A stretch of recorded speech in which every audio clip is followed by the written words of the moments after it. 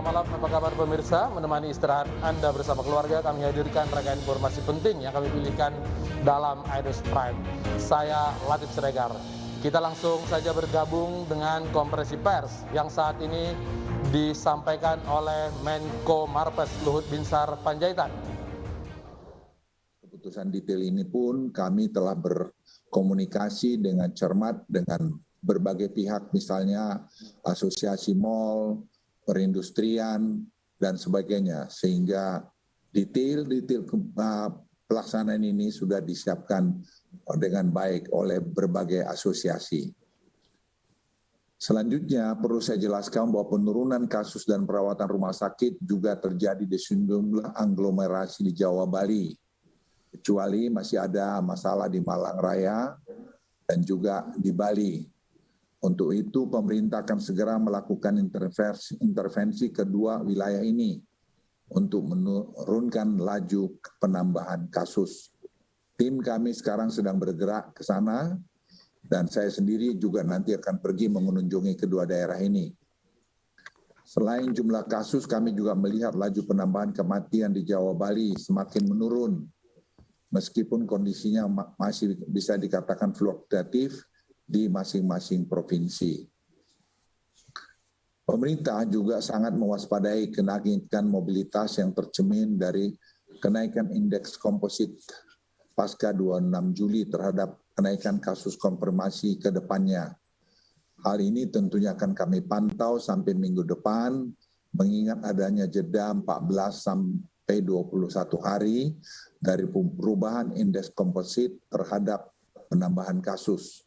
Dan ini kami lakukan secara ilmiah dengan bekerja sama dengan Facebook dan juga bekerja dengan Google dan bekerja juga dengan NASA.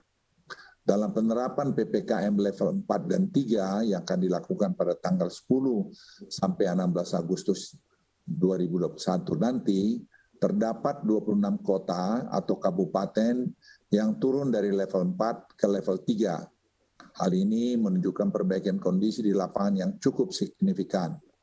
Evaluasi tersebut kami lakukan dengan mengeluarkan indikator kematian dalam penilaian karena kami temukan adanya input data yang merupakan akumulasi angka kematian selama beberapa minggu ke belakang sehingga menimbulkan distorsi dalam penilaian. Menyangkut ini pun kami sekarang terus bekerja keras untuk mengharmonisasi data. Dengan itu juga memperbaiki silacak. Kami membentuk tim khusus untuk menangani wilayah-wilayah yang memiliki lonjakan kasus kematian yang signifikan dalam beberapa minggu terakhir yang seperti kami lakukan di Yogyakarta. Setelah kami kembali dari Yogyakarta, kita evaluasi angkanya, kita temukan di sana-sini yang perlu diperbaiki. Selain perkembangan kasus COVID-19, saya juga akan sampaikan perkembangan yang terus membaik dari pelaksanaan 3M, testing dan tracing, serta capaian vaksinasi.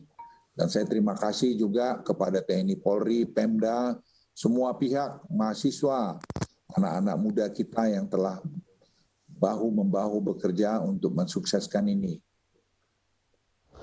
Itu tadi pengumuman resmi pemerintah bahwa PPKM diperpanjang kembali tanggal 10 hingga 16 Agustus nanti. Mudah-mudahan pada tanggal 17 di hari kemerdekaan kita sudah merdeka dari penjajahan COVID-19.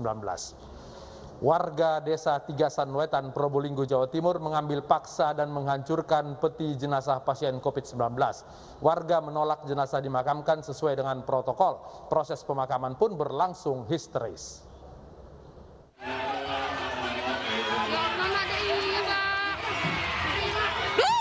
Puluhan warga di Kabupaten Probolinggo, Jawa Timur membongkar paksa peti jenazah pasien COVID-19. Warga menolak jenazah Saidah, wanita berusia 35 tahun, warga desa Tigasan Wetan, Kecamatan Leces, Kabupaten Probolinggo dimakamkan secara protokol kesehatan.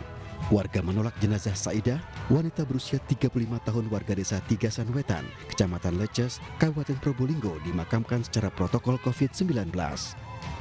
Sebelumnya pihak keluarga bersedia pemulasaran dan pemakaman jenazah dilakukan sesuai protokol. Namun setibanya di pemakaman, warga membongkar peti dan memakamkan jenazah seperti biasa.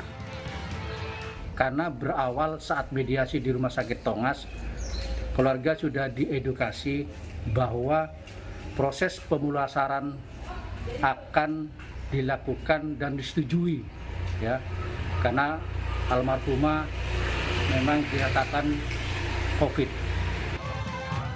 Pihak Satgas COVID-19 Kabupaten Probolinggo akan melakukan tracing kepada warga yang kontak erat dengan jenazah. Satgas juga akan melakukan pendalaman untuk mengetahui dalang dari aksi tersebut.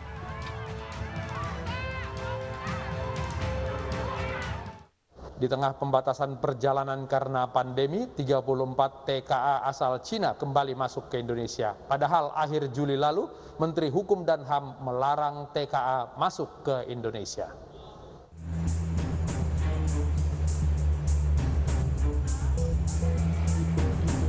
Di tengah pemberlakuan PPKM level 4, 34 warga negara asal Cina mendarat di Bandara Soekarno-Hatta menggunakan pesawat Citylink QG8815.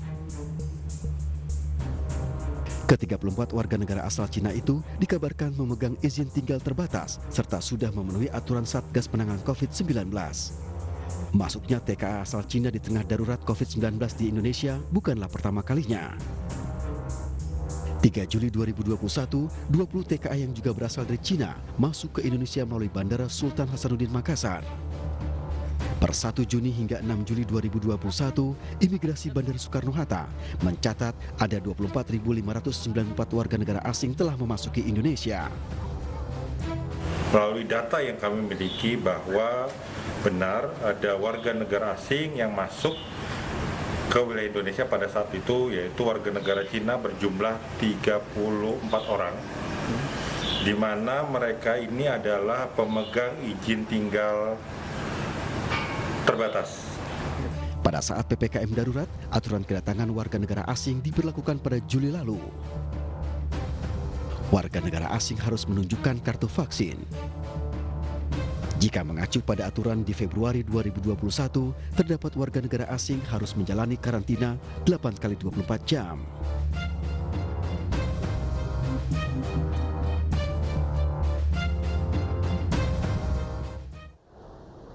Di tengah penanganan COVID, Wali Kota Bogor berencana menganggarkan dana untuk membeli bus listrik asal Tiongkok. Kami akan membahasnya bersama Wali Kota Bogor Bima Arya dan Ketua DPRD Kota Bogor Atang Trisnanto. Sesaat lagi di iNews Prime.